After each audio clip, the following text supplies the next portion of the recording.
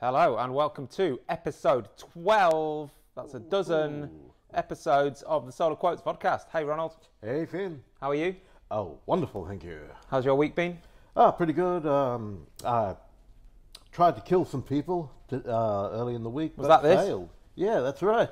This was the first SolarQuotes Company Dungeons and Dragons tournament.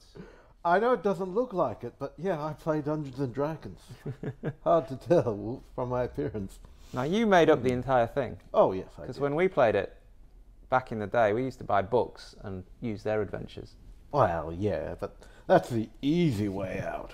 It was really cool. Oh, thank you very much. How did we do?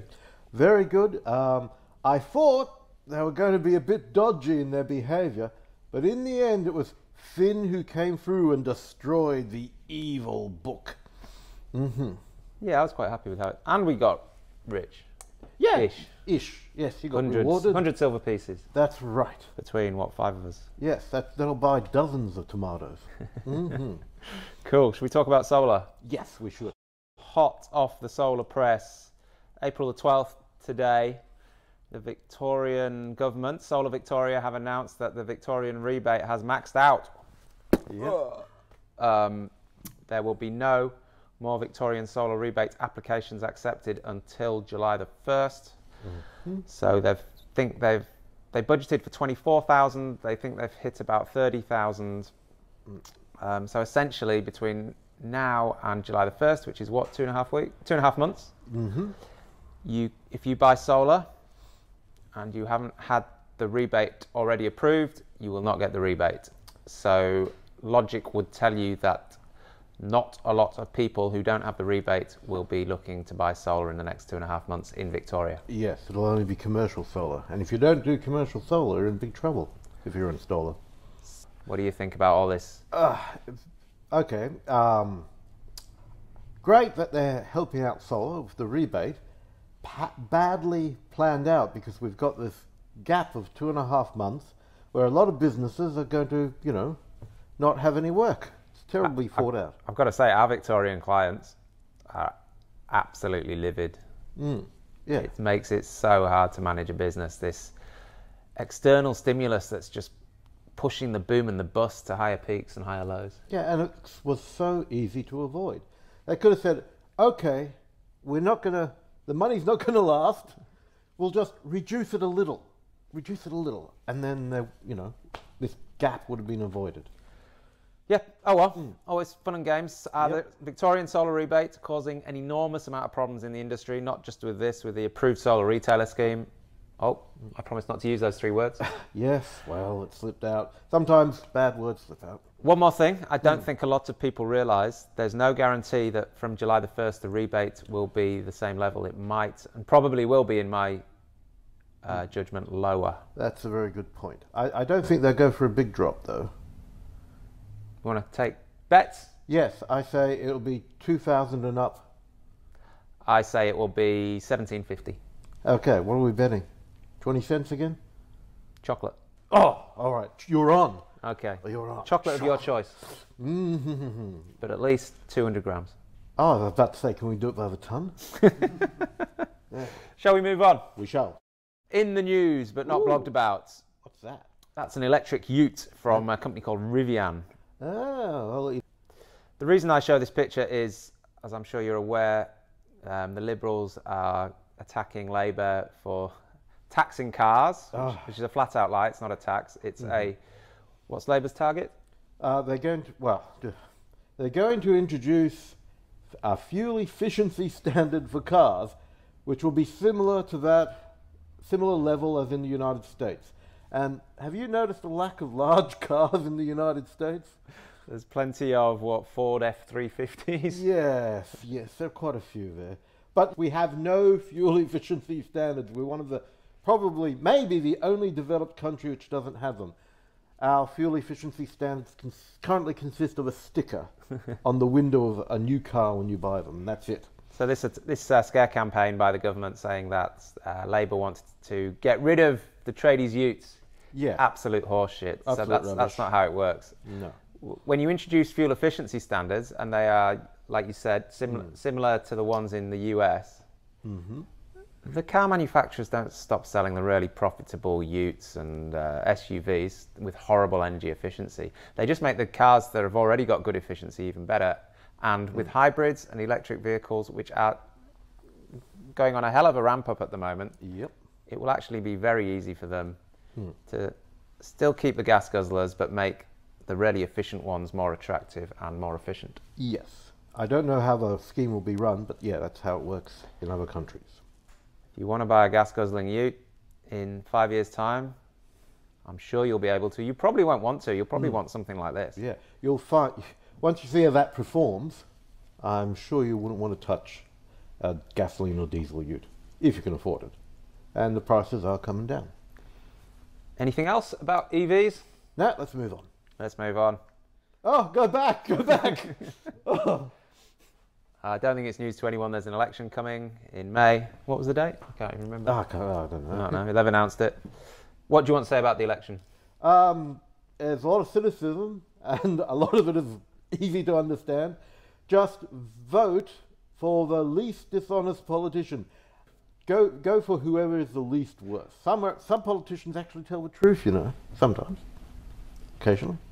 So, there's a big difference between people who put a little spit and polish on the apple and people who just flat out lie. So, be positive this time. This election message was approved by Ronald at 23A Acacia Avenue, Adelaide. Let's go on some good news. Yes. We had our SolarQuotes quarterly meeting in Adelaide. Everyone comes to Adelaide. Well, most of us are in Adelaide anyway. There's 11 of us around a table, and it was agreed that we will give 1% of our gross revenue to the planet. So what, bury it? Yes, and I'll take note of where. No, we'll give 1% for the planet is a movement to give 1% of your revenues to charities that are approved by these guys that contribute to the planet.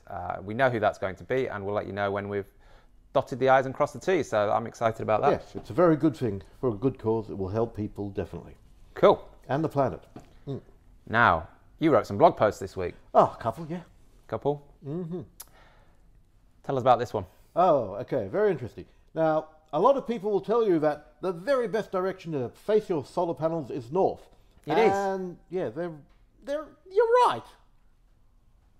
You're just off by this much in most capitals. It's not quite directly north as most people expect.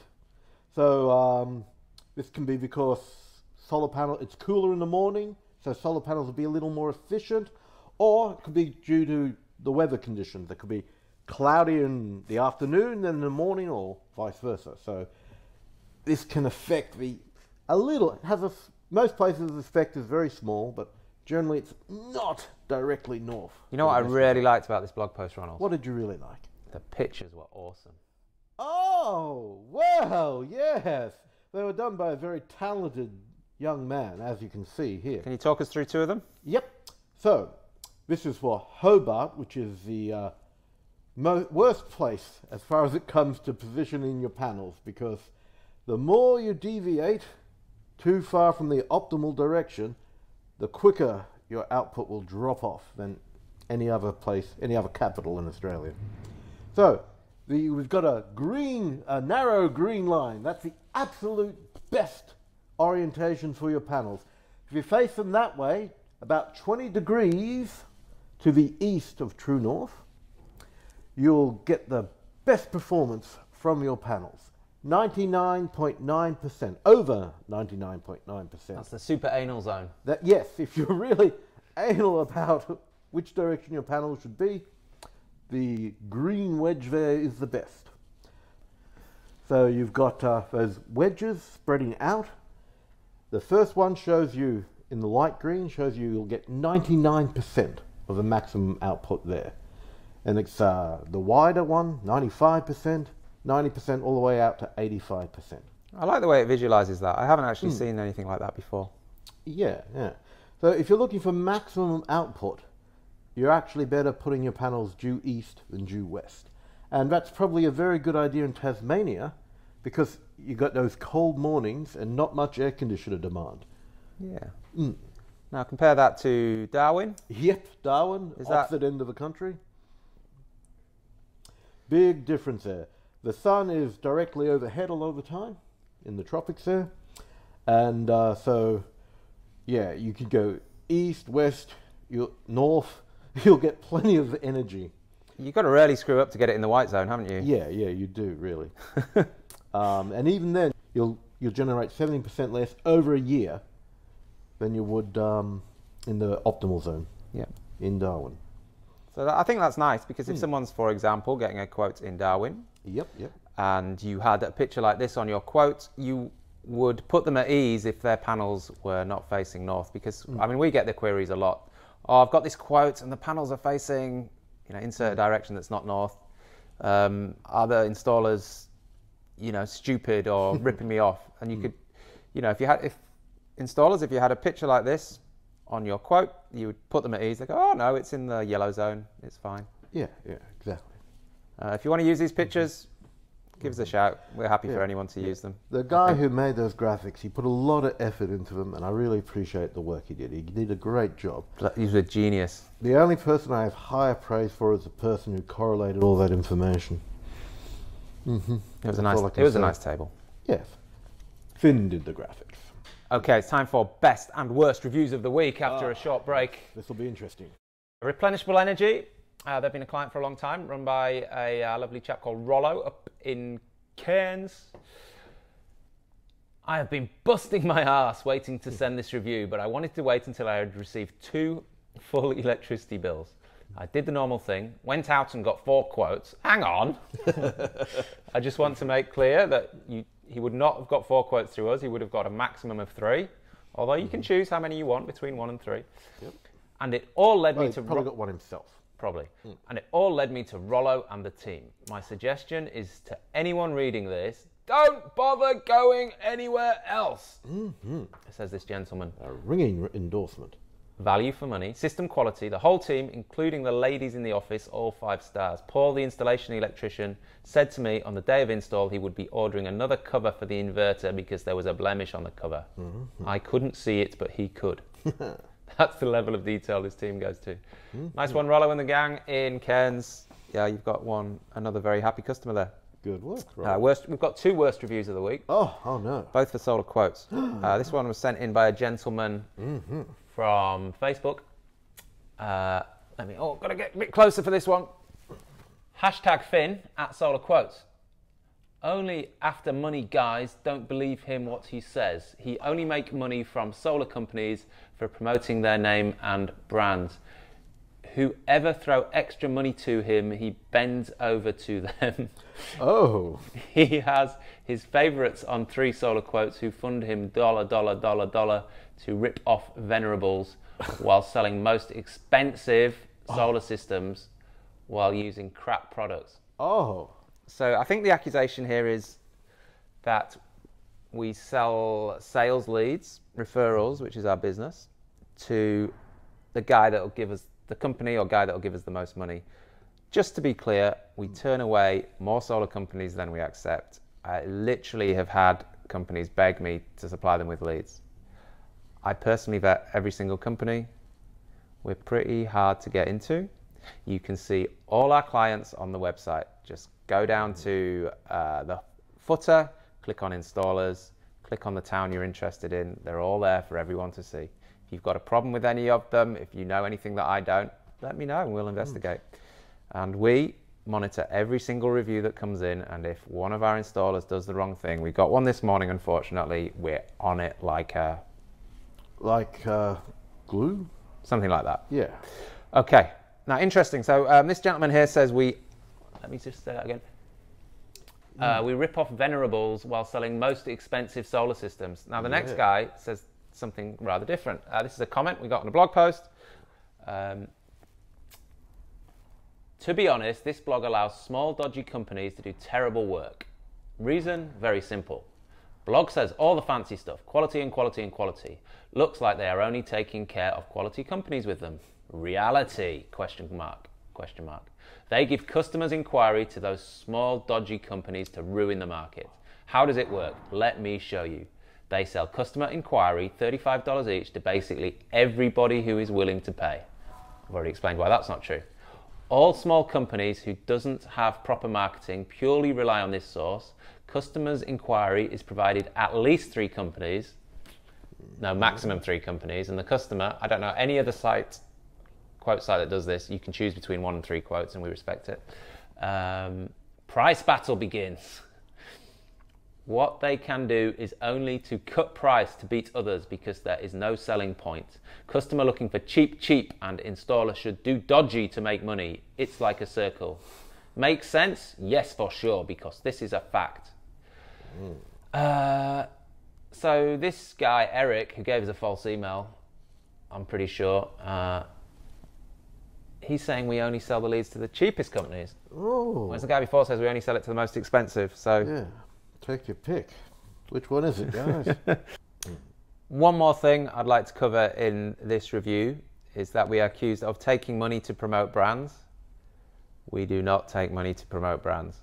Ronald, would you like to declare any money you've received from brands? Sonnen gave me a really nice pen. It's really good. It's great. What can I say? The quality is perfect. It writes so smoothly. Enphase's pen fell apart. No, I've never... No reflection on Enphase, just a reflection on their pens. Didn't you get a USB stick from SMA once? Yeah. I got a USB stick from maybe someone, I don't know. But I definitely got one from Fronius.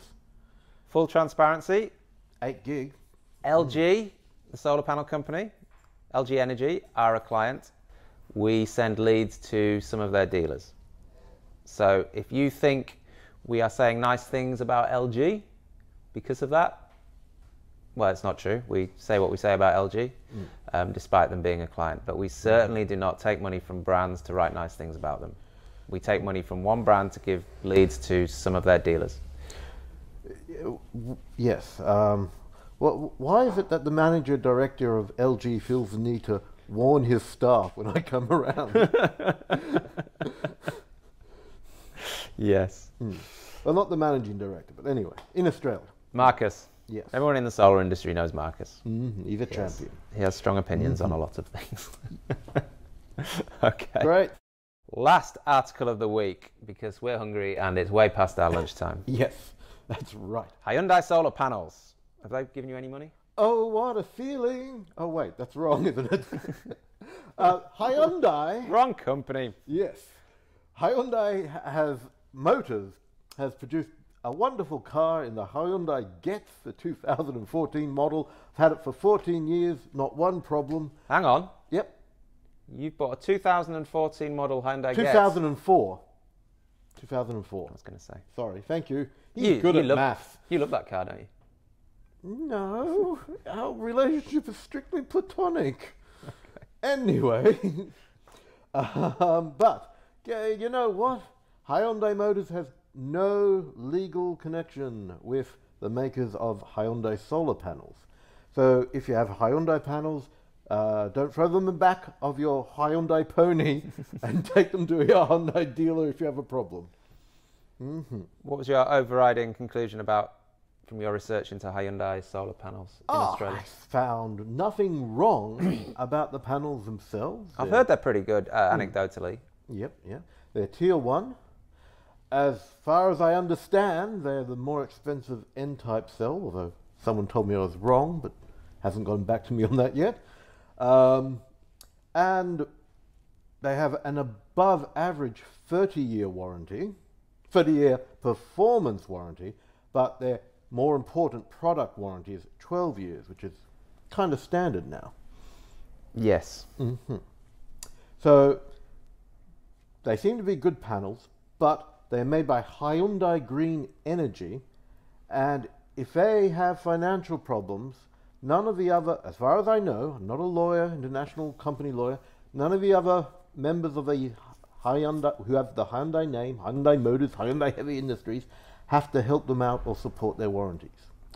Now, they may help out Hyundai Green Energy, it's possible, I don't know. But they're not legally obliged to? They're not legally obliged to, as far as I can Is there a understand. subsidiary?